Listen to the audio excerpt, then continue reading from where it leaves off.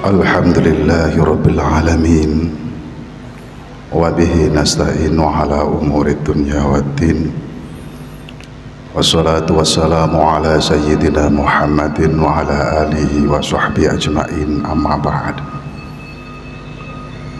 Bapak Kepala Dinas ingkang kula hormati, seluruh jajaran pegawai Dinas Pendidikan Kabupaten Lamongan yang saya hormati, Bapak Ibu hadirin sekalian jamaah sholat zuhur yang dimuliakan oleh Allah Subhanahu wa Ta'ala. Dalam kesempatan ini mari kita senantiasa mengucapkan rasa syukur kita kehadirat Allah Subhanahu wa Ta'ala atas rahmat taufik hidayah dan inayahnya yang sudah dilimpahkan kepada kita, sehingga alhamdulillah pada saat kesempatan ini kita ditakdirkan oleh Allah Subhanahu wa Ta'ala hadir di masjid ini untuk memenuhi panggilan Allah Subhanahu wa Ta'ala, inggih menika melaksanakan sholat zuhur berjamaah. Mudah-mudahan apa yang kita lakukan pada saat kesempatan siang ini senantiasa mendapat ridho saking ngersanipun Allah Subhanahu wa Ta'ala. Amin, Allahumma amin. Salawatullah wa salamuhu ala habibina wa syafi'ina Muhammadin sallallahu alaihi wasallam. Bapak Ibu hadirin jamaah yang dimuliakan oleh Allah Subhanahu wa Ta'ala, alhamdulillah kita bersyukur, patutnya kita bersyukur kehadirat Allah Subhanahu wa Ta'ala. Kita masih diberikan kesehatan jasmani dan rohani, kita masih diberikan oleh Allah Subhanahu wa Ta'ala nyawa, kita hidup di dunia ini. Namun ingat bahwasanya kehidupan wonten ing alam dunya ini hanyalah kehidupan yang sementara, ada waktunya. Kadang-kadang seorang anak yang ada di dalam kandungan ibu sudah meninggal dunia. Kadang-kadang anak yang lahir baru 1 hari 2 hari sudah meninggal dunia. Kadang pula ada sampai ratusan tahun meninggal dunia. Untuk itu patutlah kita bersyukur kepada Allah Subhanahu wa Ta'ala. Di dalam kesempatan ini kita gunakan untuk beribadah kepada Allah Subhanahu wa Ta'ala. Di dalam kesempatan kita masih diberikan oleh Allah Subhanahu wa Ta'ala kesehatan berupa jasmani dan rohani ini. Kita masih diberikan kekuatan oleh Allah Subhanahu wa Ta'ala. Kesehatan, kekuatan ini kita gunakan mengabdikan diri datang ngersanipun Allah Subhanahu wa Ta'ala, sehingga pada akhirnya benjing wangsul datang ngersanipun Allah Subhanahu wa Ta'ala, kita semua bukan termasuk golongan orang yang rugi. Mudah-mudahan kita semua termasuk bukan golongan orang yang celaka menurut pandangan Muhammad Rasulullah Sallallahu Alaihi Wasallam. Bapak Ibu hadirin sekalian yang saya hormati, Rasulullah Muhammad Sallallahu Alaihi Wasallam nanti bersabda bahwasanya anin Nabi Sallallahu Alaihi Wasallam qala Rasulullah sallallahu alaihi wasallam alamatus syakawati arba'un. Jadi kata Muhammad Rasulullah sallallahu alaihi wasallam, ini orang yang celaka, orang yang nyelaka pandangan Nabiullah Muhammad Rasulullah sallallahu alaihi wasallam ini ada 4. Mari kita bersama-sama introspeksi diri. Apakah kita semuanya khususipun ingkang hadir wonten masjid ini termasuk orang yang celaka menurut Nabiullah Muhammad Rasulullah sallallahu alaihi wasallam?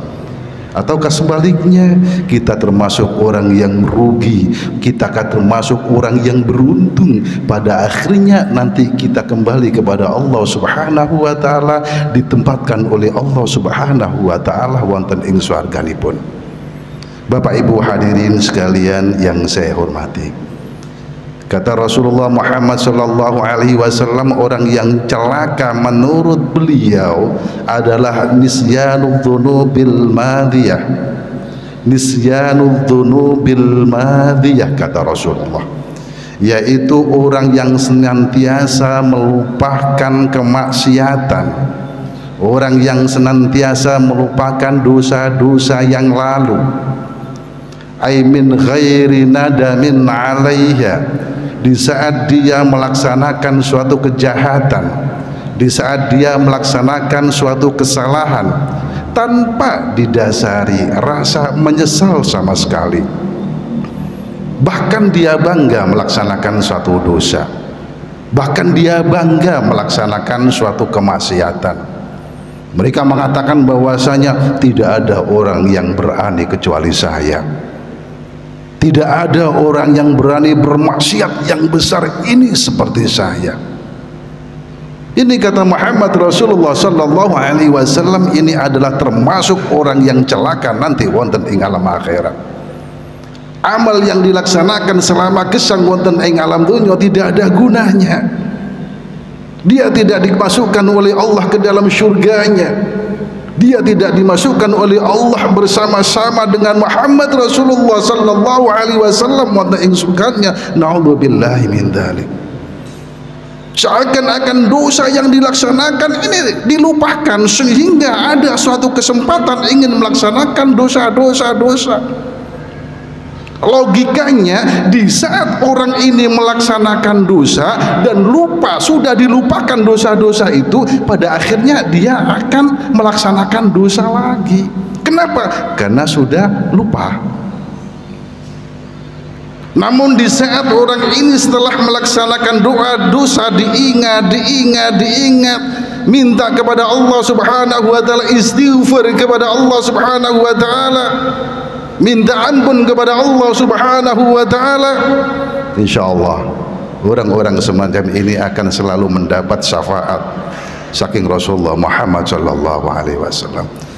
Jadi nisyanud dzunubil madiyah. Mari dosa-dosa yang kita lakukan, baik kita sengaja maupun tidak kita sengaja, kita ingat-ingat dan beristighfar kepada Allah Subhanahu wa taala untuk menyelamatkan diri kita sendiri datang ngersanipun Allah Subhanahu wa taala. Dan orang yang melaksanakan dosa ini min ghairi nadamin, tidak ada rasa penyesalan sama sekali, bahkan bangga melaksanakan dosa-dosa ini. Para Bapak Ibu hadirin sekalian yang saya banggakan, itu yang pertama kata Rasulullah. Yang kedua kata Rasulullah Muhammad sallallahu alaihi wasallam, wa dzikrul hasanatil madhiyah, senantiasa menyebut-nyebut kebaikan-kebaikan yang dilaksanakan tanpa ada henti-hentinya, baik itu bil qalbi, baik itu dengan hati. Bahkan sampai tiga-tiganya mengatakan demikian, kamu ini kalau dulu tidak saya bantu tidak akan menjadi orang yang seperti ini. Dulu kondisimu ini adalah sangat miskin, namun kalau seandainya pada saat dulu itu tidak sokong uang sekian ribu dan lain sebagainya, maka tidak akan begini jadinya. Wa dzikrul hasanatil madhiyah, senantiasa menyebut-nyebut kebaikan-kebaikan yang telah dilakukan. Apa yang makna yang terkandung di dalam hadis ini? Udahlah biasa. Kalau kita melaksanakan suatu kebaikan, kalau kita sudah memberikan sesuatu kepada orang lain, kalau kita sudah beribadah kepada Allah Subhanahu wa taala, mari kita hapus dalam diri kita sehingga ada spirit dorongan untuk melaksanakan ibadah kembali. Di saat kita tidak pernah melaksanakan suatu kebaikan padahal kita sudah melaksanakan, maka pada akhirnya kita akan memberikan suatu kebaikan lagi, baik hablum minan nas maupun hablum minallah. Di saat seseorang mampu mengubur dalam kebaikan yang pernah dialaminya terhadap orang lain, kita lupakan semua kebaikan-kebaikan ini sehingga pada akhirnya kita memunculkan kebaikan-kebaikan yang lain. Alhamdulillah, mudah-mudahan kita semuanya bukan termasuk golongan orang-orang yang celaka menurut Rasulullah Muhammad SAW. Kita tidak tahu kebaikan ini diterima oleh Allah Subhanahu wa Ta'ala atau tidak. Aqbalat amruddat, kita memberikan sumbangan 100 juta kepada masjid. Aqbalat amruddat, kebaikan ini diterima oleh Allah atau tidak, kita tidak tahu. Kita melaksanakan sholat sunnah pada saat ini, kita melaksanakan sholat wajib pada ini. Aqbalat amruddat, kita tidak tahu ibadah kita ini diterima oleh Allah atau tidak. Wallahu alam, itu hanya urusan Allah. Kita hanya menjalankan syariat, kita menjalankan apa yang telah diperintahkan oleh Allah. Di saat waktu zuhur kita secepatnya melaksanakan sholat, di saat asar datang kita melaksanakan sholat asar, di saat ada kesempatan membaca Al-Quran kita sempat-sempatkan untuk membaca Al-Quran, di saat kita diberikan oleh Allah Subhanahu wa Ta'ala harta yang melimpah ruah, mari kita berikan kepada orang yang membutuhkan. Ini mumpung ada kesempatan. Zaman akhir nanti sudah tidak ada orang yang mau menerima sedekah, nggak ada. Soalnya apa? Nanti zaman akhir nanti semuanya orang kaya semuanya, kata Rasulullah demikian. Ini adalah merupakan suatu kesempatan yang emas bagi kita semuanya untuk beribadah kepada Allah Subhanahu wa Ta'ala, untuk mendekatkan diri kepada Allah Subhanahu wa Ta'ala.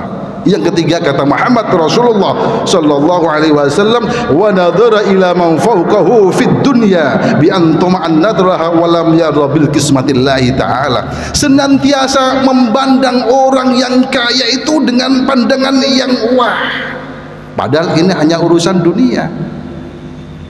Seharusnya yang menjadi tolak ukur kita sebagai orang muslim bukan orang yang kaya, yang lebih kaya daripada kita, tapi tolak ukur kita adalah orang yang di bawah kita, dengan mempunyai suatu pandangan bagaimana kondisi orang-orang yang ada di jembatan itu. Orang-orang yang semacam itu saja bisa makan, apalagi kita. Tapi kalau seandainya kita ini mempunyai suatu pandangan, oh itulah orang yang kaya, bagaimana saya seperti orang itu? Akhirnya antoma'a, kata Rasulullah. Di saat orang saking cintanya kepada dunia, maka orang-orang Jawa mengatakan bal gedual, haram dijadikan halal, halal dijadikan haram untuk mencapai duniawiyah.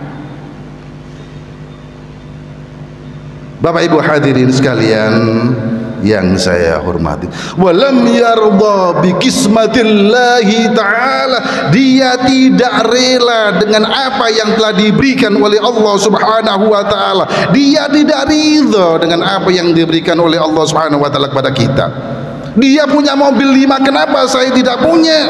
Dia punya mobil 10, kenapa saya tidak punya? Walam yarda bi qismatillahi ta'ala, dia tidak rela dengan kekayaan yang dimiliki oleh orang lain.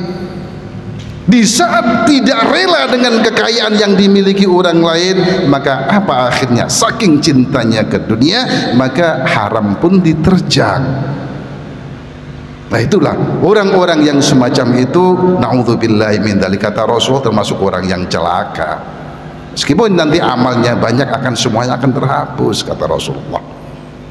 Yang keempat, yang terakhir, kata Muhammad Rasulullah sallallahu alaihi wasallam, wa nadharahu ila man dunihi fid din ay amali salih wa lam yashkur ala ni'ami amalihi nafsi. Dia memandang rendah terhadap orang-orang yang pandai, terutama di dalam bidang agama Islam. Dia memandang rendah terhadap para kiai, dia memandang rendah terhadap para ulama, dia tidak menghargai terhadap para ulama. Nah inilah yang menjadi susahnya. Untuk itu Bapak Ibu hadirin sekalian yang saya banggakan, kita bangga terhadap orang-orang yang pandai di dalam ilmu agama, urusan ukhrawiyah, dengan harapan nanti kita bisa menyemai orang-orang seperti itu.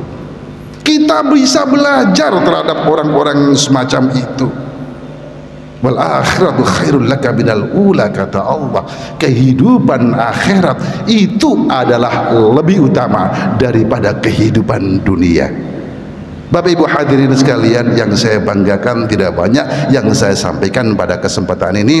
Mudah-mudahan sedikit yang saya sampaikan pada saat kesempatan ini ada manfaatnya, amin Allahumma amin. Sebagai modal kula saha panjenengan sedaya hidup wonten ing alam dunya, kita tahu bahwasanya ad-dunya mazratul akhirah, kehidupan wonten ing alam dunya ini adalah penanaman modal bagi kula saha panjenengan sedaya untuk kehidupan wonten ing alam akhirat. Aku qouli hadza wastaghfiru innahu wal ghafurur rahim. Assalamualaikum warahmatullahi wabarakatuh.